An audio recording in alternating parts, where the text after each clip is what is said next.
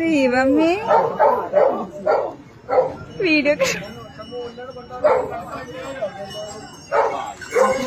கேரள மாநிலம் எர்ணாகுளம் பழம்பொழி சுப்பிரமணிய கோவில் திருவிழா நேற்று நடந்துள்ளது. திருவிழாவுக்காக அலங்கரிக்கப்பட்டு ஆதிகேசவ யானை ஒன்று கொண்டு வரப்பட்டது. யானை மீது 4 பேர் அமர்ந்து இருந்தனர். யானை 4 பேருடன் கோயில் முற்றத்தில் இருந்து வெளியேறி சாலையில் சென்றது. அப்போது யானை திடீரென மிரண்டது. இதில் யானை மேல் இருந்தவர்களை கீழே தள்ளியது. கீழே விழுந்து அவரை உதைக்க முயன்றது. அதில் அவர்கள் நூல் இழையில் உயிர் தப்பினார்கள். யானையில் இருந்து தவறி விழுந்த நபருக்கு காலில் காயமடைந்த நிலையில் மருத்துவமனையில் அனுமதிக்கப்பட்டுள்ளனர். 1 மணி நேரத்துக்கு பின் யானையை கட்டுப்பாட்டுக்குள் கொண்டு வந்தனர்.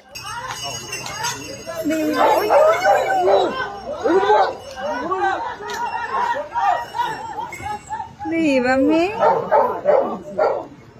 വീഡിയോ